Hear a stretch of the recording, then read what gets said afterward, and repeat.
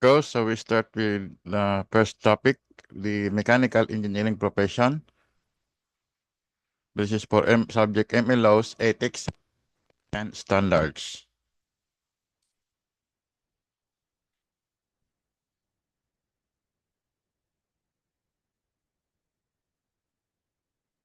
Introduction. Mechanical engineering is a discipline of engineering that applies the principles of physics and material science. Material science for analysis, design, manufacturing, and maintenance of mechanical systems. It is the branch of engineering that involves the production and usage of heat and mechanical power for the design, production, and operation of machines and tools. It is one of the oldest and broadest engineering disciplines, yung mechanical engineering.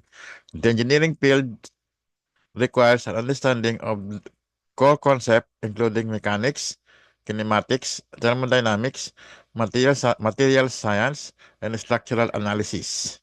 Mechanical engineers use this core principle along with tools like computer-aided engineering and product life cycle management to design and analyze manufacturing plants, industrial equipment and machinery, heating and cooling system, transport system, aircraft, watercraft, robotics, medical devices, and more. Mechanical engineering emerged as a field during the Industrial Revolution in Europe in the 18th century. Doon nag-umpisa yung tawag ng mechanical engineer. However, its development can be traced back several thousand years around the world.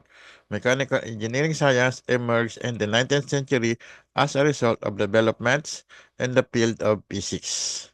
So the field has continually evolved to incorporate advancement in technology, and mechanical engineers today are pursuing developments in such fields as composites, mechatronics, and nanotechnology.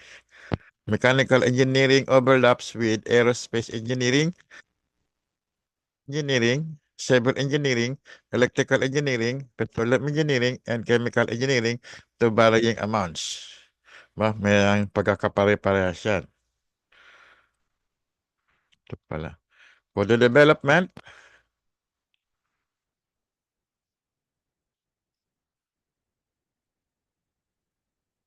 applications of mechanical engineering are found in the records of many ancient and medieval societies throughout the globe. In ancient Greece, the works of Archimedes deeply influenced mechanics. Heron of Alexandria created the first steam engine. In China naman, Xiang Heng improved a water clock and invented a seismometer, and Ma Jun invented a chariot with differential gears. The medieval Chinese horologist and engineer Su Song incorporated an escapement mechanism into his astronomical clock tower 2 centuries before any escapement can be found in clocks of medieval Europe, as well as the world best known endless power transmitting chain drive. During the years from 7th to 15th century, the era called Islamic Golden Age, there were remarkable contributions from Muslim inventors in the field of mechanical technology. Al-Jazari, who was one of them, wrote his famous book of knowledge of ingenious mechanical devices in 1206 and mechanical designs. He is also considered to be the inventor of such mechanical devices which now form the very basic of mechanism, such as the crankshaft and camshaft.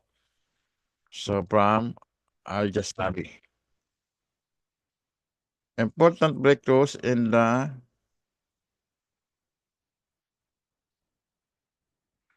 capital. Important breakthroughs in the foundations of mechanical engineering occurred in England during the 17th century when Sir Isaac Newton both formulated Newton's law of motion and developed calculus, the mathematical basis of physics. Newton was reluctant to use this method for years, but he was finally persuaded to do so by his colleague, such as Sir Edmund Halley, much to the benefit of all mankind. During the early 19th century in England, Germany, and Scotland, the development of machine tools led mechanical engineering to develop as a separate field within engineering.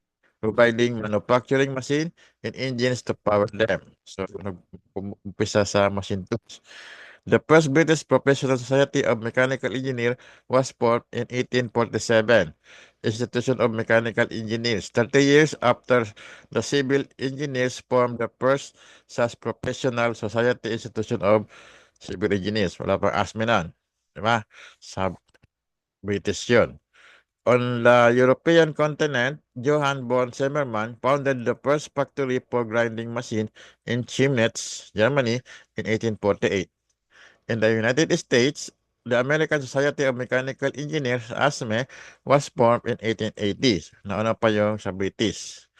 Becoming the third such professional engineering society after the American Society of Civil Engineers, 1852, and the American Institute of Mining Engineers in 1871. Okay? May mga nauna pa sa ASME.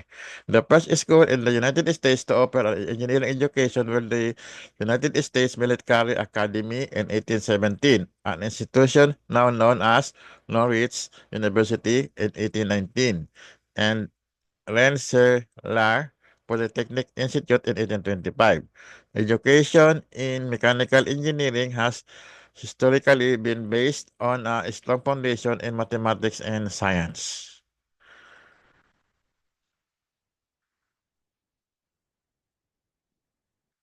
Next, education. About education naman, degrees in mechanical engineering are offered at universities worldwide in Brazil, Ireland, Philippines, China, Greece, Turkey, North America, South Asia, India, and the United Kingdom. Mechanical engineering programs typically take 4 to 5 years of study and result in a Bachelor of Science, Bachelor of Science Engineering, Bachelor of Engineering Bachelor of Technology or Bachelor of Applied Sciences degree in or with emphasis on mechanical engineering. Okay, 4 or 5 years. Dati kasi 5 years yung engineering. Okay, ngayon 4 na lang. Kaya, tambak. In Spain, Portugal, and most of South America, where neither BS Bachelor of Science nor Bachelor of Technology programs have been adopted. The formal name for the degree is mechanical engineer, and the coursework is based on 5 or 6 years of training. In Italy, the coursework is based on 5 years of training, but in order to qualify as an engineer, you have to pass a state exam at the end of the course. Yan, sa kanya naman, para ka makagraduate. In Australia, mechanical engineering degrees are awarded as Bachelor of Engineering, Mechanical, or similar nomenclature, although there are an increasing number of specialization. The degree takes 4 years of full-time study to achieve. So, to ensure quality in engineering degrees, Engineers Australia accredited engineering degrees awarded by Australian universities in accordance with the Global Washington Accord. Buhay pa yan ngayon. Ginagamit pa rin ng video yan. Washington Accord. Before the degree can be awarded, the student must complete at least 3 months on-the-job work experience in an engineering firm. Similar systems are also present in South Africa and are overseen by Engineering Council of South Africa, which is EXA. Sa atin, di ba, PRC. In the United States, most undergraduate mechanical engineering programs are accredited by the Accreditation Board for Engineering and Technology, ABET. Yan, tandaan nyo yung abbreviation. To ensure similar course requirement and standards among university. The ABET website lists 276 accredited mechanical engineering programs as of June 19, 2006. Mechanical engineering programs in Canada are accredited by the Canadian Engineering Accreditation Board, CIAB. And most other countries offering engineering degrees have similar accreditation societies. Some mechanical engineers go on to pursue a postgraduate degree such as Master of Engineering, Master of Technology, Master of Science, Master of Engineering Management, a Doctor of Philosophy in Engineering, PhD, or engineer's degree. And after nag-graduate nyo, nag-continue. The master's and engineer's degree may or may not include research. The Doctor of Philosophy includes a significant research component and is often viewed as the entry point to academia. Yung mga nagtuturo yan eh. So, may nakasamang number 12. The engineer's degree exists at a few institutions at an intermediate level between the master's degree and doctorate degree. Check nyo lang yung Wikipedia. Noon lang to. Coursework. Ano yung mga nilalaman? International na to Sabi nyo, hindi naman tinuturo to. International to. Standards set by each country's accreditation society are intended to provide uniformity in fundamental subject material, promote competence among graduating students, and to maintain confidence in the engineering profession as a whole. Ayan, dapat aralan nyo lahat. Engineering programs in the US, for example, are required by ABIT to show that their students can work professionally in both thermal and mechanical system area. Okay? The specific courses required to graduate, however, may differ from program to program. Universities and Institute of Technology will often combine multiple subjects into a single class or split a subject into multiple classes, depending on the faculty available and the university's major areas of research. So the fundamental subjects of mechanical engineering usually includes statics and dynamics, strength of materials and solid mechanics. Strength of materials, yan yung mechanics of deformable bodies niya. Solid mechanics, yan yung engineering mechanics niya. About solid. Yung machine design. Instrumentation and measurement. Yan. Electrotechnology, electronics, thermodynamics, heat transfer, energy conversion, and HVAC. Combustion, automotive engines, fuels. Yan, combustion automotive engines, fuels, ICE. Fuel, combustion engine. Fluid mechanics and fluid dynamics. Okay? Yung fluid mechanics, yan yung hydraulics nyo. Fluid mechanics yan. Yung fluid dynamics, andyan na yung fluid machinery nyo. So, mechanism design including kinematics and dynamics. Yung machine elements nito. Manufacturing engineering, technology, all processes. So, wala na kaya yan. Hydraulics and pneumatics, controls to mathematics, in particular, calculus, differential equation, and linear algebra. Yung tinanggal sa K-12. Sa pagdating sa college. Kaya nangangapa yung iba. Self-study na lang yan. Mechanical engineers are also expected to understand and be able to apply basic concepts from chemistry, physics, chemical engineering, civil engineering, and electrical engineering. Most mechanical engineering programs include multiple semesters of calculus, as well as advanced mathematical concepts including differential equation, partial differential equations, linear algebra, abstract algebra, and differential geometry, among others. Yan. Kaya yung mga math na yan, partial differential equations, differential geometry, yan ang basic ng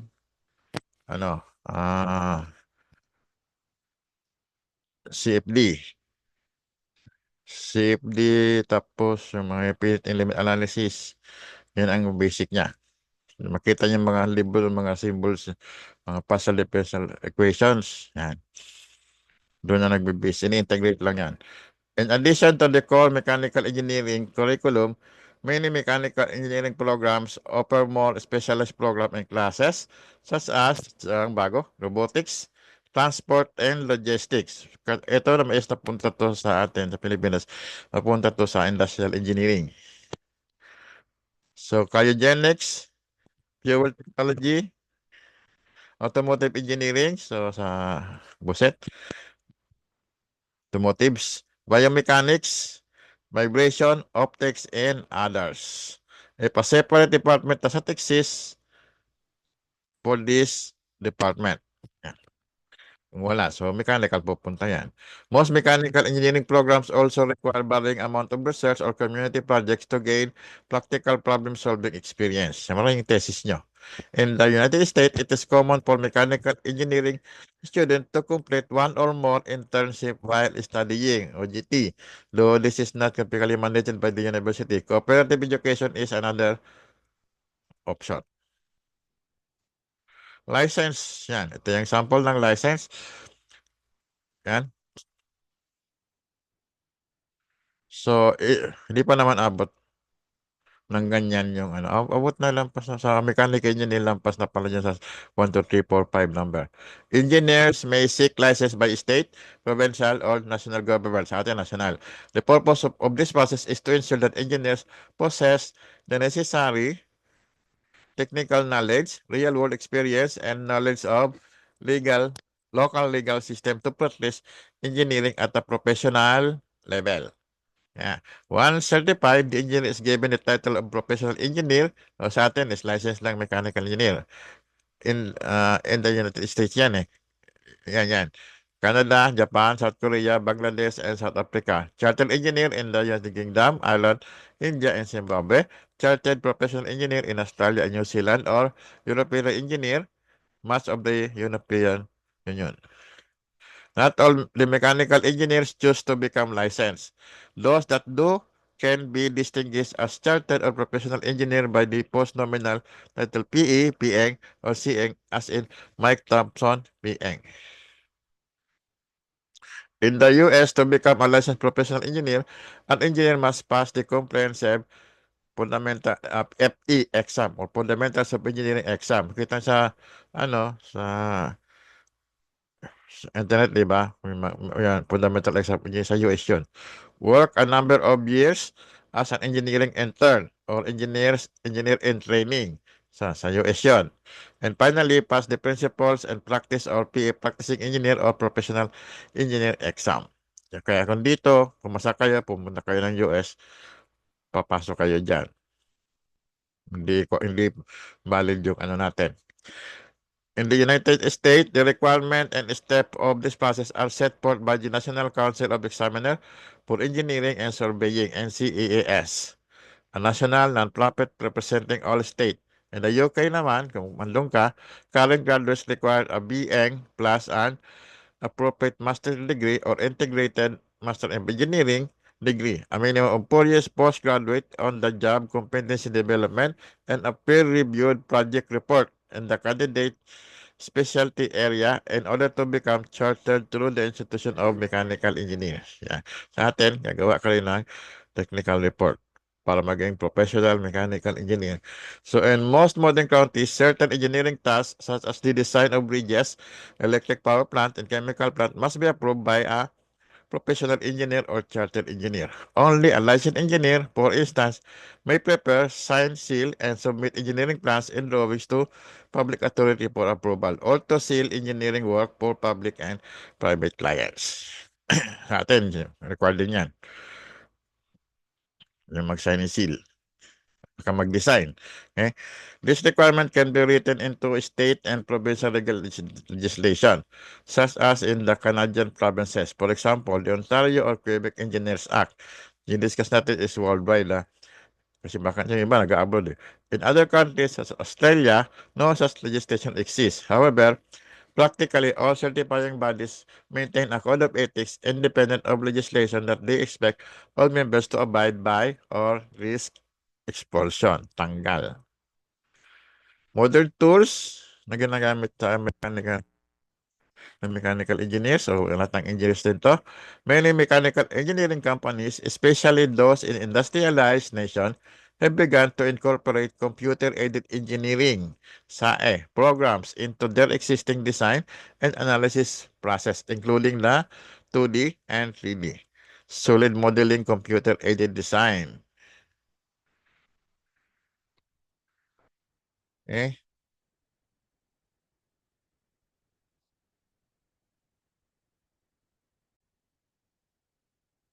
So this method has many benefits, including easier and more exhaustive visualization of product, the ability to create virtual assemblies of parts, and the ease of use in designing, mating interfaces, and tolerances. Yung mga new graduates, so madali na makuha to. Other CAE programs commonly used by mechanical engineers include the product cycle management, PLM tools, and analysis tools used to perform complex simulations sa manufacturing to. Analysis tools may be used to predict product response to expected load, include fatigue life and manufacturability. These tools include finite element analysis, FEA, and computational fluid dynamics, CFD, and computer-aided manufacturing, CAM. Yung my experience mo dito is for output. Mag-input ka tapos lalabas yung drawing na. Diba? Pero yung basic nun, paggawa nun, is simple. Dadaan ka sa differential equation. Heat transfer, mga ganun. Dadaan ka rin sa mga basic doon. Kasi para maintindihan mo yung nakikita mo sa program. Using sa KI program, say AA program, a mechanical design team can quickly and cheaply iterate the design process to develop a product that better meets cost, performance, and other constraints. So, pwede mo bago-baguhin. Kita mo yun na yung magandang performance. Pero yung program noon, so ikaw pa rin gagawa, balang ka nga sa basic education na. No physical prototype need be created until the design nears completion, allowing hundreds or thousands of designs to be evaluated instead of a relative view. So, sa computerized. In addition, say analysis program can model complicated physical phenomena which cannot be solved by hand, such as viscoelasticity, complex contact between meeting parts, or non-Newtonian flow. Okay, paano ma-performance? Alam mo dapat yung mga non-Newtonian flow, viscous elasticity, pati yung mga theory niyan. As a mechanical engineering begins to merge with other disciplines as seen in mechatronics, multidisciplinary design optimization MDO is being used with other KA programs to automate and improve the iterative design process. Yan. Iterative, ibig sabihin parang trial and error. MDO tools wrap around the existing AA processes, allowing product evaluation to continue even after the analyst goes home for the day. They utilize sophisticated optimization algorithm to more intelligently explore possible design, often finding better, innovative solution to better multidisciplinary design problems. Subdisciplines. Sa mga subject ko to the field of mechanical engineering can be taught as a collection of many mechanical engineering science disciplines. Several of these subdisciplines which are typically taught at the undergraduate level are listed below. Yan, sa inyo ngayon.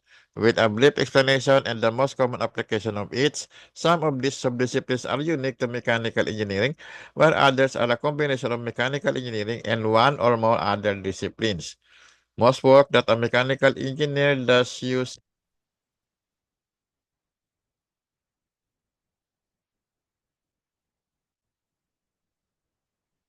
as used in this article, so edit, are more likely to be the subject of graduate studies.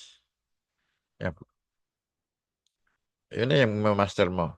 Or on-the-job training than undergraduate research. Several specialized subdisciplines are discussed now. Mechanics, which is in most general sense, the study of process and their effect upon matter. Typically, engineering mechanics is used to analyze and predict the acceleration and deformation, both elastic and plastic, of objects under known forces, also called loads or stresses. Subdisciplines of mechanics include the statics, the study of non-moving bodies under known loads, how forces affect static bodies. Dynamics or kinetics, the study of how forces affect moving bodies. Next is the mechanics of material, the study of how different materials deform under various types of stress. Kaya yan yung mechanics of deformable bodies. Fluid mechanics. Yung kasing mga una yan, taon tatlo is solid. So, ito naman sa fluid mechanics, the study of how fluid react to force. Kinematics. And the study of motion of bodies, objects, and systems, group of objects, while ignoring the forces that cause the motion. Diba? So, yan ang definition ng kinematics. Kinematics is often used in the design and analysis of mechanism. Kaya yung kinetics, yan yung may forces. Ayan na nga, dynamics. Continuum mechanics, a method of applying mechanics to assumes that objects are continuous rather than discrete. Yung mga mahaba. Mechanical engineers typically use mechanics in the design or analysis phase of engineering. If the engineering project were the design of a vehicle, static might be employed to design the frame of the vehicle in order to evaluate where the stresses will be most intense. Ang yung pinaka malaking stress. Dynamics might be used when designing the car's engine to evaluate the forces in the piston and cams as the engine cycles. Mechanics of material might be used to choose appropriate materials for the frame and engine. Fluid mechanics might be used to design a ventilation system for the vehicle, HVAC, or to design the intake system for the engine. So ito yung mga subdiscipline.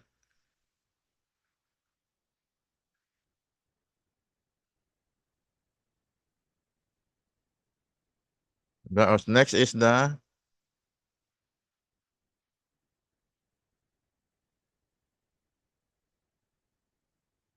subdiscipline of mechanical is the mechatronics and robotics. Mechatronics is an interdisciplinary branch of mechanical engineering, electrical engineering, and software engineering that is concerned with integrating electrical and mechanical engineering to create hybrid system. In this way, machines can be automated to the use of electric motors, servo mechanism, and other electrical system in conjunction with special software. A common example of mechatronic system is a CD-ROM. Mechanical system open and close the drive, they spin the CD and move the laser by command. So, ang gumagalaw siyempre yung mechanical na. While an optical system reads the data on the CD and converts it to bit. Yan, so yan yung electrical. Integrated software controls the process and communicates the content of the CD to the computer. Software naman yan. Robotics, it's, yan. So, mechatronics robotics is the application of mechatronics to create robots, which are often used in industry to perform tasks that are dangerous, unpleasant, or repetitive. This robot may be of any shape and size, but all are pre-programmed and interact physically with the world. To create a robot, an engineer typically employs kinematics to determine the robot range of motion and mechanics to determine the stresses within the robot. Robots are used extensively in industrial engineering. They allow businesses to save money on labor, perform tasks that are too dangerous or too precise for humans to perform them economically, and to ensure better quality. So many companies employ assembly lines of robots, especially in automotive industries, and some factories are so robotized that they can run by themselves. Outside the factory, robots have been employed in bomb disposal, space exploration, and many other fields. Robots are also sold for various residential applications. Mga naglilinis. Diba? Next is the structural analysis. The structural analysis is the branch of mechanical engineering and also civil engineering. Masabi civil yan. O, mata civil yan ah. Devoted to examining why and how objects fail and to fix the object and their performance. The structural failures occur in two general modes, the static failure and fatigue failure. Yan, lagi itong diniscuss sa machine design. Static structural failure occurs when upon being loaded, having a force applied, the object being analyzed either breaks or is deformed practically, depending on the criterion of failure. Fatigue failure occurs when an object fails after a number of repeated loading and unloading cycle. Fatigue failure occurs because of imperfection in the object. So, I guess nyo, a microscopic crack on the surface of the object, for instance, will grow slightly with its cycle propagation until the crack is large enough to cause ultimate failure. So, yan. Kagis nyo yan, di ba, sa machine design. One, failure is not simply defined as when a part breaks. However, it is defined as when a part does not operate as intended. Some systems, such as the top section of some plastic bag, are designed to break. If some systems do not break, fatigue analysis might be employed to determine the cause. So, structural analysis is often used by mechanical engineers after a failure has occurred or when designing to prevent failure.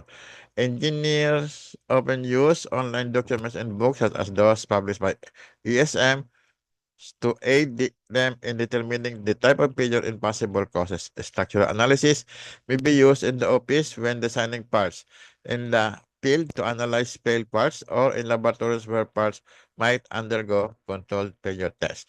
So dito yung civil engineer ang nagpipirma ng structural analysis. Sila ang gumagawa at pumipirma.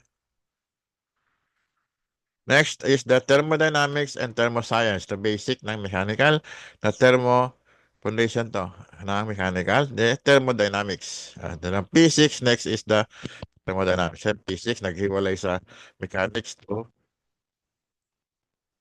therm dalawa. Therm is science used engineering, include mechanical and chemical engineering.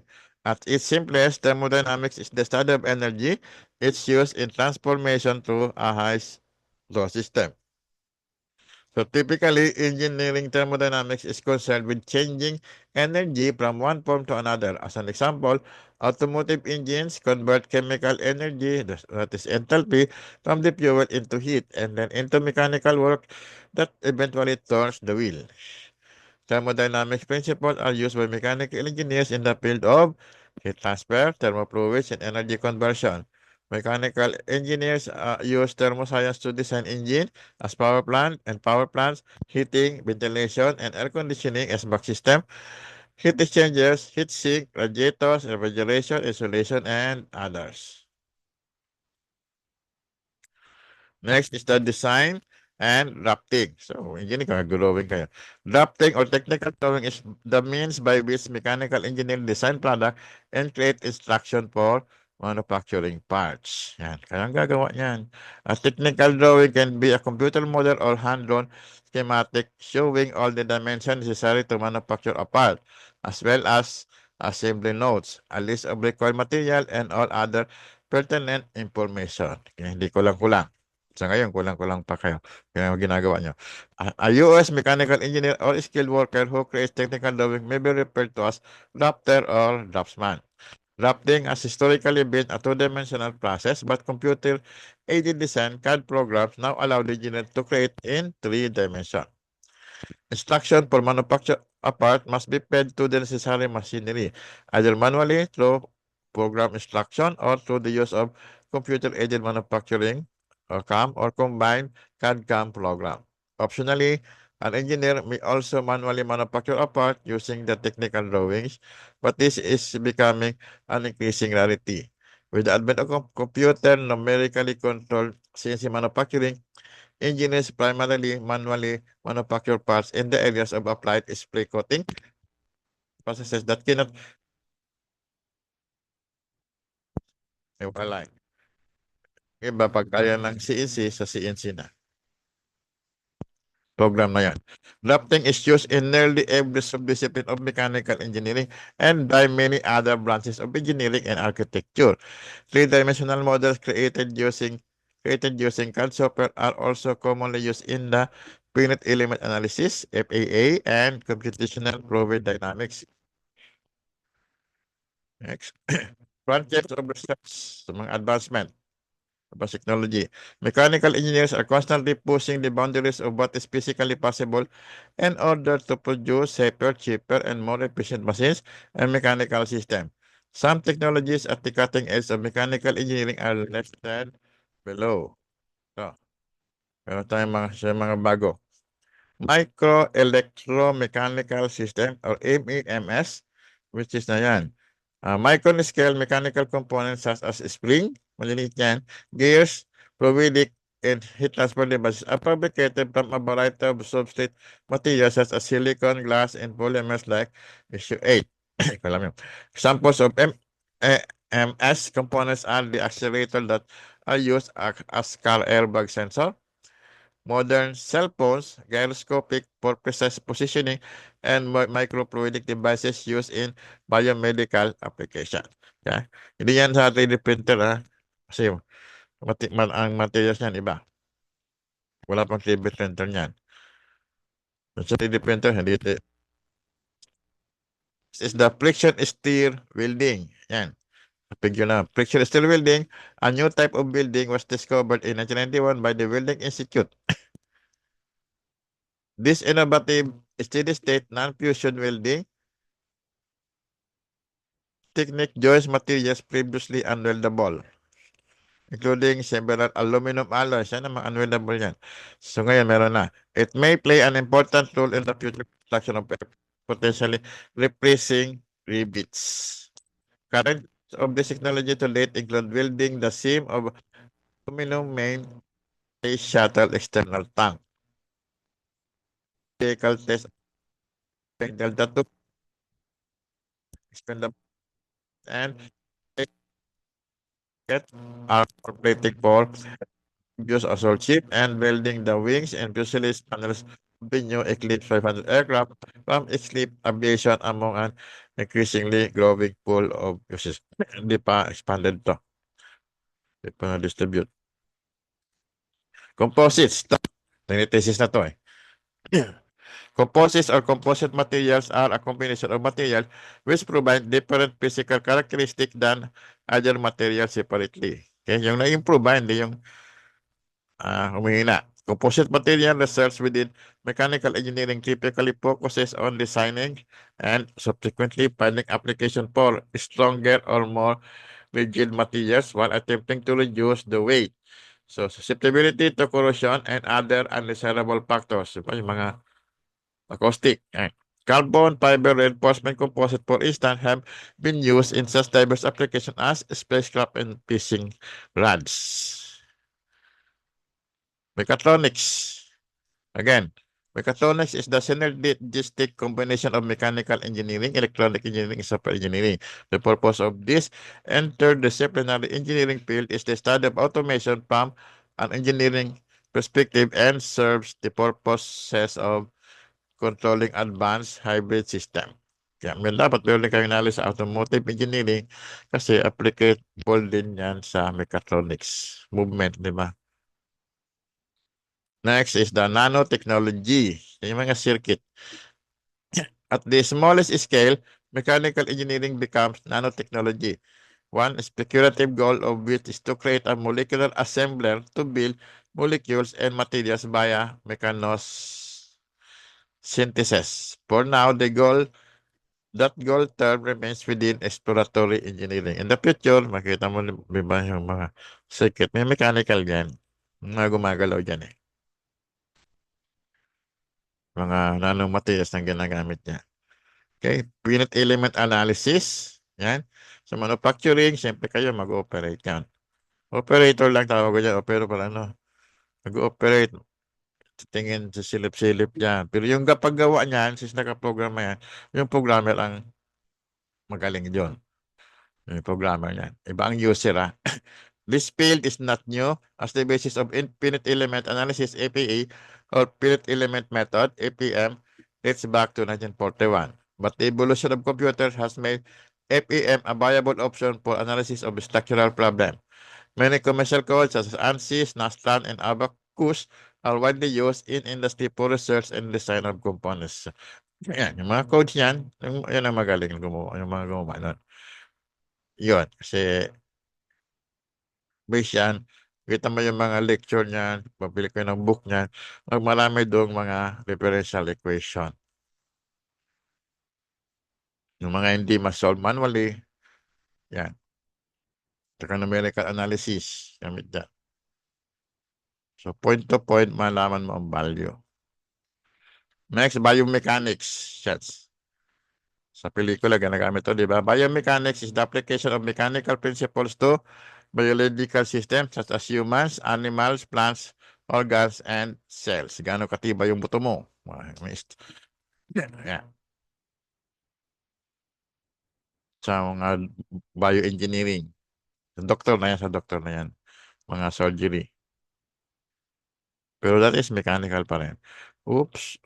Biomechanics is closely related to engineering because it often uses traditional engineering sciences to analyze biological system.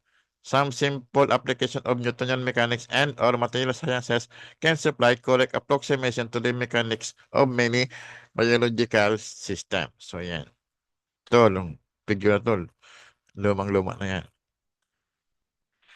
Related fields, manufacturing engineering and aerospace engineering are sometimes grouped with mechanical engineering. So pag nag-group yan, so alam yun ang mga topic yan. So mga nozzles, ano ba yun? Yung mga Mach number, papasok yan. A bachelor's degree and these areas will typically have a difference of a few specialized classes. So, siyempre may, ano na yan, aerospace, nandiyan na yung pasok na yung mga aerospace dynamics, yung mga Kepler's law, yan. Sa physics nyo, andun pa rin, makikita yun doon. Hindi pala nasama yun sa lecture nyo, sa coverage nyo pala. Okay? So, this is the end of our first topic. So, thank you very much.